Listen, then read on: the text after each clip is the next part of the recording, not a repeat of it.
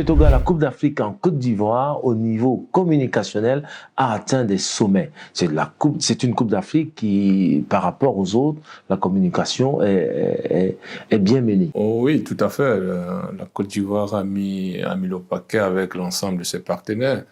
Et dont les partenaires disent, ici, on va signaler ici votre, bien envie de dire, votre concurrent, même si c'est pas le même calibre. Parlant de Canal+ Sport, qui a dédié véritablement toute une plateforme dédiée uniquement à la Coupe d'Afrique des Nations. On va parler ici de Canal+ CAN. Et ils ont créé une page Facebook et la diffusion des images et j'en passe.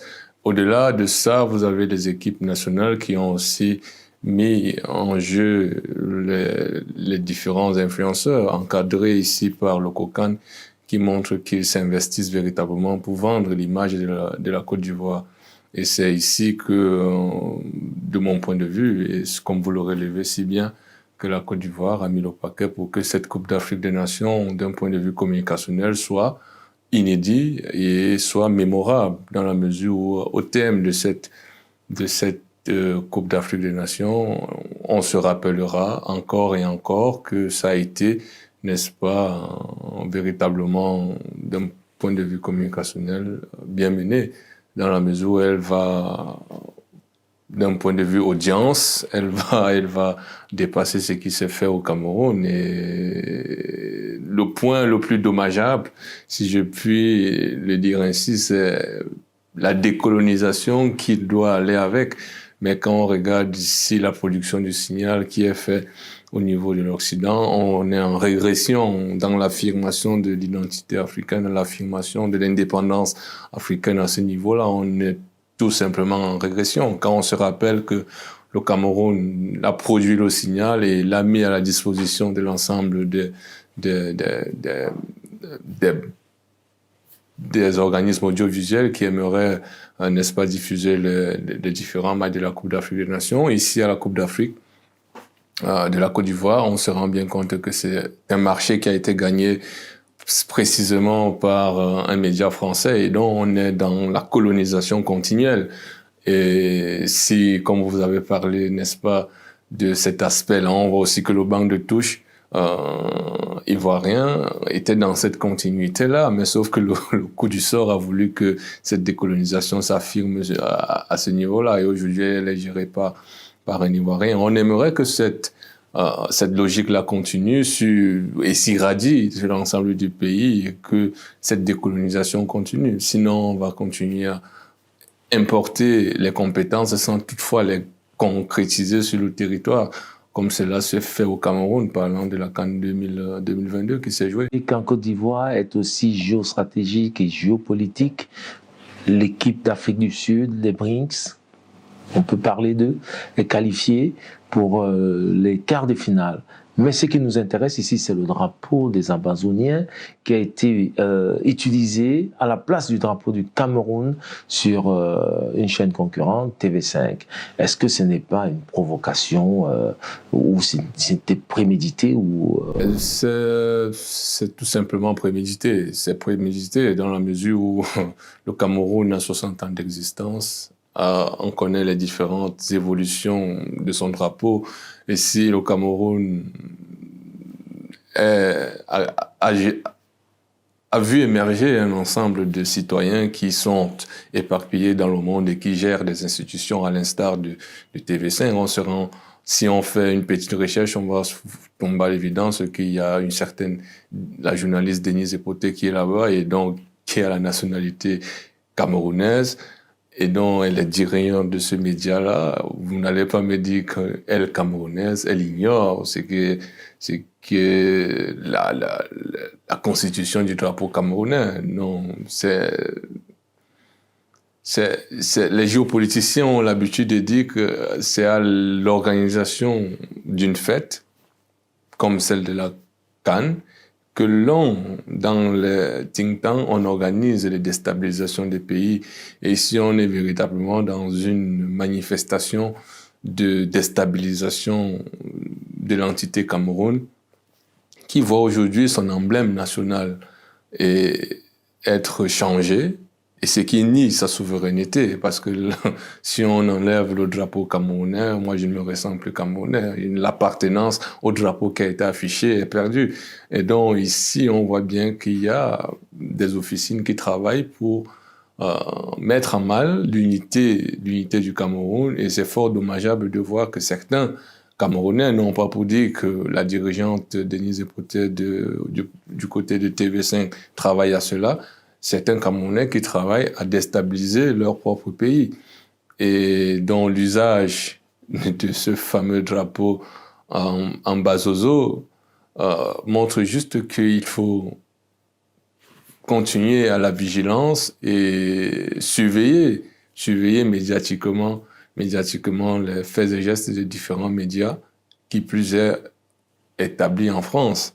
Et cela montre à souhait que la France, est-ce qu'elle n'a pas un regard dans la déstabilisation du Cameroun? C'est toutes les questions qu'on peut se poser quand on voit l'usage de ce drapeau-là à la place du véritable drapeau du Cameroun. Et donc, est-ce que c'est un apport, un soutien manifeste qu'il donne, n'est-ce pas, aux Amazoniens pour mieux vendre leur cause, ou alors est-ce que ce n'est pas aussi un moyen de leur donner droit au chapitre dans cette canne-là, parce que le taux d'audience, il est énorme. On parle de 60 millions de personnes qui sont supposées avoir vu ce drapeau-là, et donc c'est une reconnaissance manifeste d'un point de vue médiatique de cet État imaginaire qui se veut matérialiser sur le terrain. Et donc, est-ce que TV5 accompagne la naissance de cet État-là, à la division du Cameroun? C'est toutes les questions qu'on peut se poser.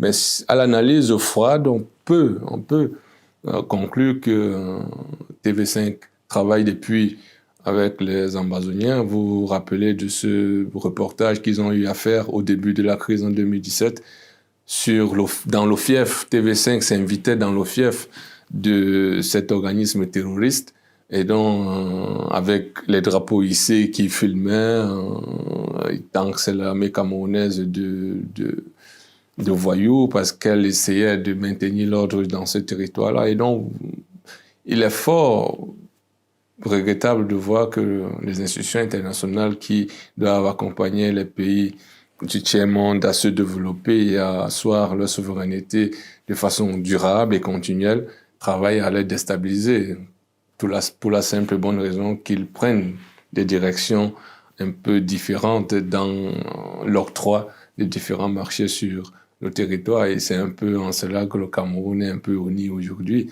Vous avez un responsable français qui présageait déjà la déstabilisation du Cameroun. Et est-ce que l'usage de ce drapeau-là dans une chaîne de télévision française à 1 heure de grande écoute ne présage pas un coup foireux que la France a préparé pour le Cameroun, a asséné sur le Cameroun? Est-ce qu'il y a beaucoup de questions qu'on peut se poser? Mais si moi je dois faire une projection, c'est de dire par exemple que le coup il a raté, le coup il a foiré. Il faille maintenant que la réponse camerounaise ne se fasse pas attendre, parce qu'il faut conforter et rassurer les Camerounais que nous avons une souveraineté que nous sauvegardons, et c'est en cela qu'il faille appeler nos dirigeants, nos ambassadeurs et nos personnels politiques à s'inviter dans ce schéma de déstabilisation-là pour le contrecarrer. Sinon, on n'aura que nos yeux pour pleurer quand on aura manifestement constaté la division du Cameroun sous nos yeux, et donc le combat de nos pères fondateurs n'aura été d'aucune utilité. Il a donné des excuses, a dit qu'il s'excusait, que c'était une manipulation malencontreuse. Pourtant, nous savons que les archives, la base de données à ce niveau-là, elle n'est pas manipulable de la sorte. Est-ce que les excuses de TV5 vous paraissent acceptables? Bon, on ne peut refuser les excuses de quelqu'un. La question est, est-ce que c'est de bonne foi? Est-ce que c'est véritablement des excuses, ou bien c'est juste un communiqué laconique, antidaté, qui nous ont pondus. Et donc, tous ces éléments mis ensemble montrent que c'est un coup idéalement préparé pour 2023. Si on regarde la date, le coup avait été préparé pour 2023, mais sauf que nous sommes en 2024 et le coup a apparu en 2024. Et la CAN a été reportée. Hein. Bien sûr, mais si la CAN a été reportée, donc ça explique encore que le coup a été préparé pour la CAN qui devait se dérouler en 2023. Et donc, TV5 est dans une logique de déstabilisation. Quand on agence les éléments un après l'autre, on se rend bien compte que TV5 travaille non pas pour conforter les intérêts de la France sur le continent, mais pour déstabiliser les États et s'accaparer les richesses de ce territoire-là. Et c'est donc un élément de déstabilisation que la France utilise pour continuer sa mainmise sur le territoire africain. Mais sauf que son communiqué, il utilise, TV5 utilise le mot méprise, la méprise. Quand on parle de méprise, c'est une faute légèrement, c'est une faute légère, c'est passager. Il n'y a pas lieu de s'offusquer, il n'y a pas lieu de faire un ramdam médiatique. Et donc, TV5, par ce communiqué daté de 2023, nous invite, nous Camerounais, à ne pas s'offusquer, qu'eux, ils ont pris l'initiative de changer notre emblème national. Je me demande s'ils avaient eu l'outrecuidance de le faire avec le drapeau français, de mettre à la place le drapeau corse. Qu'est-ce que la France aurait fait? On voit bien là qu'il y a encore une méprise de la souveraineté des États africains quant à ce que les médias occidentaux travaillent, non pas pour accompagner ces États-là à consolider leur souveraineté, leur indépendance, mais ils veulent véritablement le mettre au pied du mur pour que la mère patrie française continue sa domination sur ces espaces-là. Je m'interroge tout simplement quant à la lecture de ce communiqué qui m'a paru très laconique et demandait même à ne pas susciter quelque réaction que ce soit. Mais sauf que le gouvernement camerounais a aussi émis des communiqués partant de l'ambassade au ministère des Relations extérieures, au ministère de la Communication. Et donc, on a senti que c'était une communication de concert, puisqu'ils utilisent un vocabulaire quelque peu identique qui ma foi, me pousse à me permet de me poser la question de savoir est-ce que nos dirigeants sont de concert avec la déstabilisation du Cameroun. Parce que vous ne pouvez pas vous faire bastonner et pleurer au rythme de celui qui vous bastonne. Parce que la France a jugé nécessaire de quand est-ce que le Camerounais doit pleurer. Ce communiqué essaye de donner le tempo, bien que techniquement, ils essayent de venir en réponse à un communiqué que le ministère de la Communication a émis, leur demandant la rectification de la méprise, comme il a le dit. Et donc, est-ce que nos dirigeants éduquent, c'est participatif aussi de l'éducation de la masse, éduquent la masse à respecter les emblèmes institutionnels du Cameroun? Est-ce que nous ne sommes pas là vers la décivilisation du citoyen camerounais qui, au regard de l'État camerounais, ne fera aucunement confiance à cet État-là parce qu'il va se sentir non pas dans la peau de cet État-là, mais plutôt un citoyen libre. Un citoyen du monde. Il n'appartient non pas au Cameroun, mais à la citoyenneté mondiale. Mais sauf que, administrativement parlant, il faut bien appartenir à un État pour se mouvoir. Et donc, c'est à ce moment-là qu'il va revendiquer son appartenance au Cameroun, mais sans toutefois respecter l'État dans lequel il vit. Donc, tous ces éléments-là participent à la décrédibilisation des États, qui, si n'est que le fait n'est qu'un élément utilisé par les médias internationaux pour fragiliser la nationalité des États africains. Quand, je ne sais pas si il y a déjà eu des recherches là-dessus, la hiérarchisation des nationalités. Comment est-ce qu'on produit, on donne la valeur à un passeport Comment est-ce qu'on donne la valeur à une nationalité? Toutes ces questions-là sont d'une importance capitale et peuvent être regroupées dans cette méprise de TV5 pour montrer que la réaction du gouvernement camerounais montre que la nationalité camerounaise n'a aucunement une importance ou une valeur d'un point de vue international, pour la simple et bonne raison qu'ils n'ont même pas eu l'outrecuidance de convoquer l'ambassadeur français sur le territoire camerounais pour lui demander mais qu'est-ce qui s'est passé dans la télévision TV5? Pourquoi est-ce que vous changez notre drapeau sans toutefois nous tenir informés? Il n'y a eu aucune action de revendication de notre identité camerounaise, dans le sens d'éduquer même la masse à faire respecter partout où vous êtes le drapeau camerounais. Et donc, le drapeau camerounais qui a été bafoué par les ambassoniens, la naissance de la crise, c'est par du fait qu'ils ont substitué le drapeau camerounais à leur drapeau. Et donc, en partant de là, on a enfermé quelques citoyens. Et vous avez des Camerounais à l'Hexagone qui ont dit le drapeau camerounais, c'est quoi?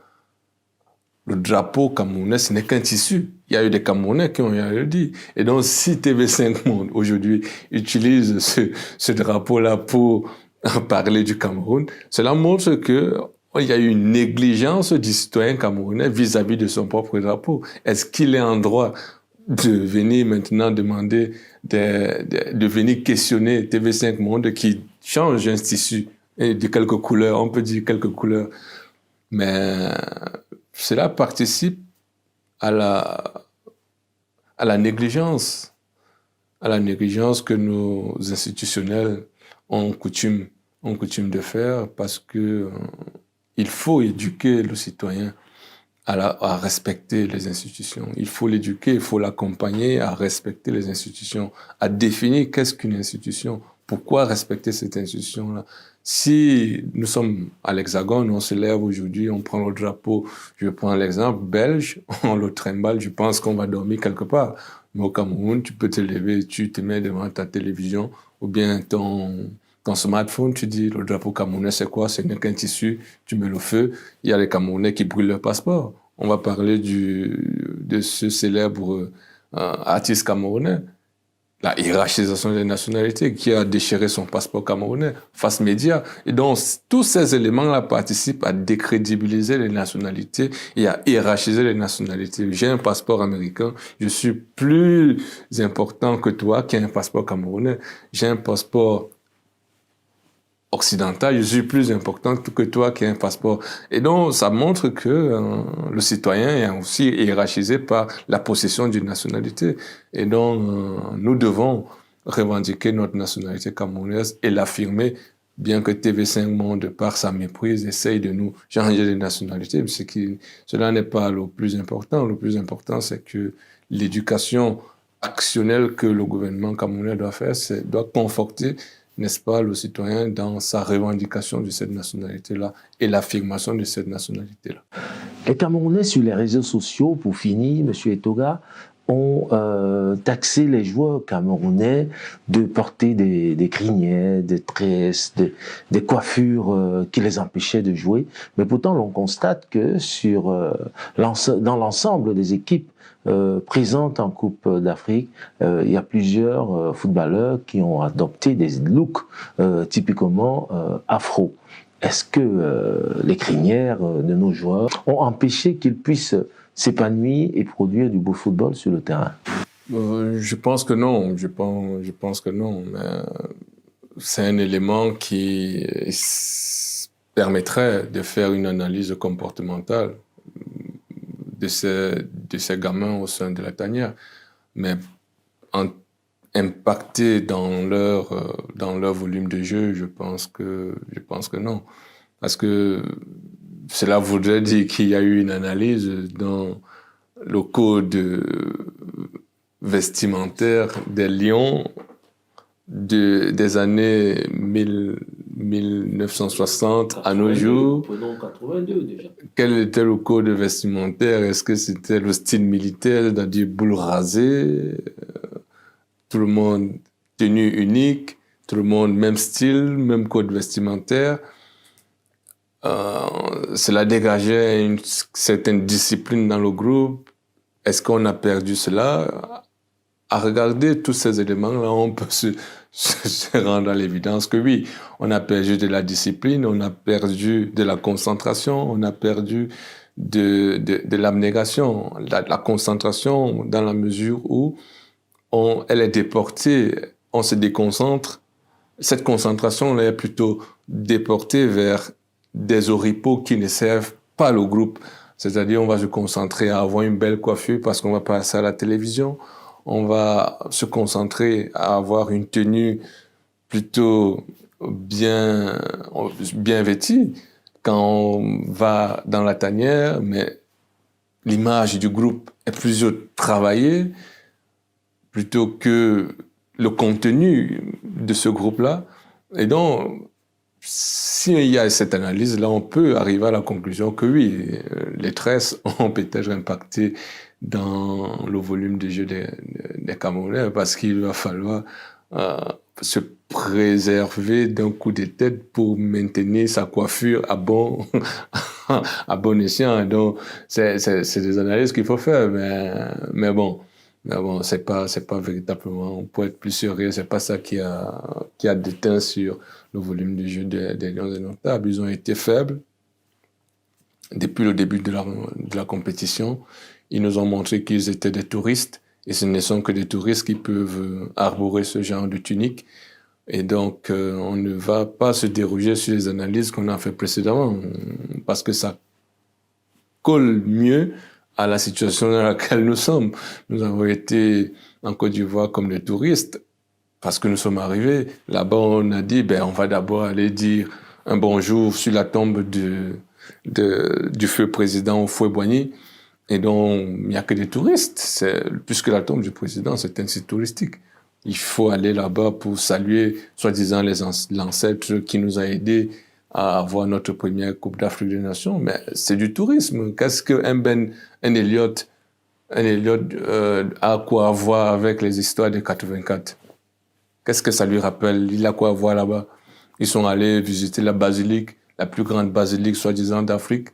Ils sont allés dans des sites touristiques importants de la Côte d'Ivoire, magnifiés. C'était comme une excursion des élèves du secondaire qui se rendent dans un pays, essayent de découvrir des endroits pour magnifier le développement de cet espace territorial-là. Et donc les Lions sont allés nous narguer, nous, Camerounais, qui sont restés dans notre pays poussiéreux, comme les Ivoiriens aiment le dire, dans notre pays poussiéreux, ils sont allés nous montrer ce qu'on appelle le développement. Donc, c'était des ambassadeurs de la Côte d'Ivoire. Et donc, les Lions indomptables, ce n'est pas forcément les cheveux qui leur ont empêché de produire du beau jeu, mais c'était les objectifs qu'on leur a fixés, qu'on a greffés sur les Lions indomptables à cette expédition Cannes 2024, qui, de mon point de vue, doit être analysée. Est-ce qu'ils ont été les ambassadeurs de la Côte d'Ivoire pour nous montrer les immeubles, les hôtels, les sites touristiques que nous qui sommes restés, on doit avoir une envie de s'y rendre, ou alors ils sont partis pour se donner corps et âme, jouer au football, défendre les couleurs du Cameroun, mais ils vont défendre les couleurs de quel Cameroun? Celui qui a été affiché par TV5 ou les couleurs que nous connaissons tous. Toutes ces questions-là, est-ce qu'ils étaient au courant qu'on va changer le drapeau du Cameroun? Ils ont perdu de la motivation et de l'engagement parce qu'ils ne jouaient plus pour le même pays. Et donc, tous ces éléments mis ensemble, ce n'est pas pour trouver quelques excuses que ce soit, mais c'est pour montrer que cette expédition est lourde d'enseignement. Cette expédition nous aide à comprendre beaucoup de choses qu'il faille, si on est des hommes sérieux, tirer les leçons. Mais quelles sont les leçons à tirer? C'est d'abord que le jeu en lui-même est le produit d'un climat social qui se veut sain. Si je me souviens de la prise de fonction du sélectionneur-manager, il veut un groupe sain d'esprit, où ils font bon vivre. Mais sauf que depuis qu'il a été là, à la Coupe du Monde, il y a eu des fiascos. La Coupe d'Afrique, si, malgré la communication bien huilée qu'ils ont voulu nous servir, on se rend à l'évidence qu'il y a eu du fiasco. Il y a eu du rififi. Vous ne pouvez pas avoir un gardien de la carrure de André Onana et vous le mettez sur le banc de touche. Même si le temps de jeu doit être partagé, comme il le dit, il y a quand même un schéma structurel à avoir et une hiérarchie qu'il faut aussi respecter. Vous ne pouvez pas avoir un gardien de Ligue 3, un gardien de Première Ligue, vous le mettez au banc. Et donc, même s'il a été victorieux face à la Gambie, nous, quand on construit un schéma tactique, il faut prendre tous ces éléments-là en compte. Je crois que si André Onana avait joué face au huitième de finale, je crois que face au Nigeria, le Nigeria aurait reculé d'un cran. Parce que ces relances, dans le dos de la défense, à retrouver des joueurs idéalement seuls, qui peuvent se mouvoir, qui peuvent faire des appels, parce que le gardien a la précision de la passe, aurait permis au Cameroun d'avoir un élément en plus que les Nigérians n'ont pas. Mais sauf... Les Nigérians devraient compter. Voilà, devrait compter, mais sauf que moi je m'attendais à avoir un André Onana sur le terrain, mais sauf que le manager sélectionneur et l'ensemble de son staff ont jugé nécessaire de reconduire un Fabrice Ondoa chancelant. Parce qu'il faut dire que c'est comme l'horoscope. C'est un gardien horoscopique. Il est bon aujourd'hui, mais demain, il peut vous fournir une prestation les plus désastreuses possibles.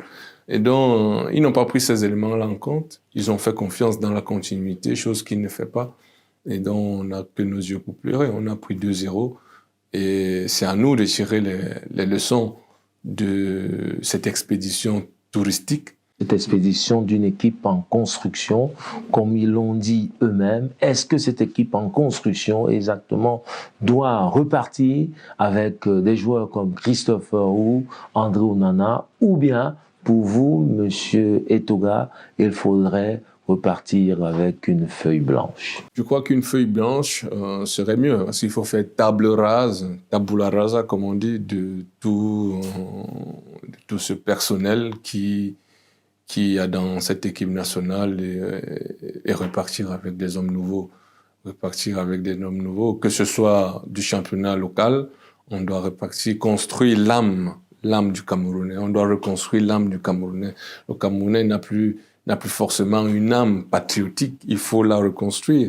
Et ce n'est pas d'une simple convocation que l'on a cette âme-là. C'est un construit. Et c'est là où je rejoins un peu le coach Rigobert Song, qui dit que le Remblai, ce n'est pas en un jour. C'est un construit.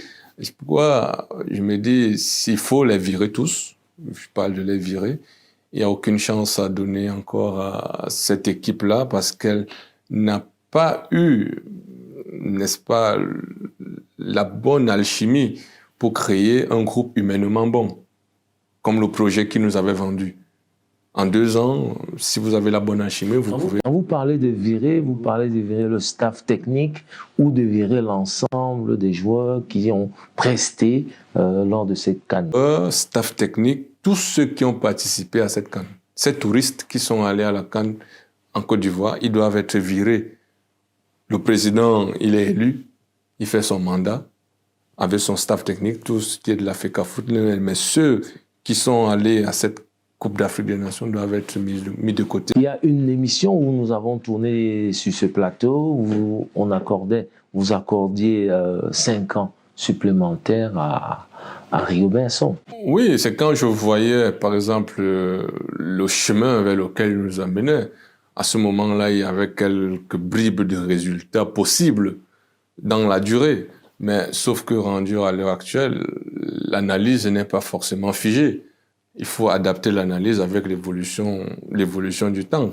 Quand je me projette aujourd'hui à l'évolution que Rigobert Song nous présente, c'est le fiasco. C'est le fiasco. Le management du personnel qu'il convoque est quelque peu chaotique. Vous ne pouvez pas avoir un Montbagnac sur le banc. Vous jouez face à une défense... je prendrai sénégalaise, ou je prendrai gambienne, je prendrai nigériane. Vous ne pouvez pas avoir un Montbagnac sur le banc et vous ne l'utilisez pas face à des défenseurs qui sont costauds et qui sont aériens, qui sont dans un système de jeu aérien hyper bon. Même si vous mettez un Franck-Marguis qui est bon au pied, mais sauf que le ballon n'arrive jamais. Même les milieux de terrain ne font qu'envoyer des ballons aériens à leur avançante. Comment vous pouvez jouer avec un système de jeu qui demande à avoir le ballon au pied? C'est pas possible. Pourtant, vous avez un Montbagnac combatif. À l'image, si on faille se référer à un coach qu'on a eu qui savait utiliser les joueurs qu'il a convoqués, parce que c'était ses joueurs. Vous avez souvenance de un certain Djib També, vainqueur de la Coupe d'Afrique 2017.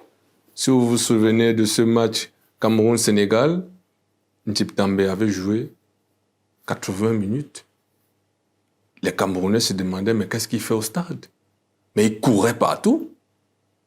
Il courait partout. Il était combatif. Il a essoufflé la défense sénégalaise, qui ne montait pas pour nous presser, parce qu'il restait dans leur camp. Mais Rigobert Song, il a un joueur de ce même acabit. Il ne l'utilise pas pendant toute la compétition. Qu'est-ce que vous voulez?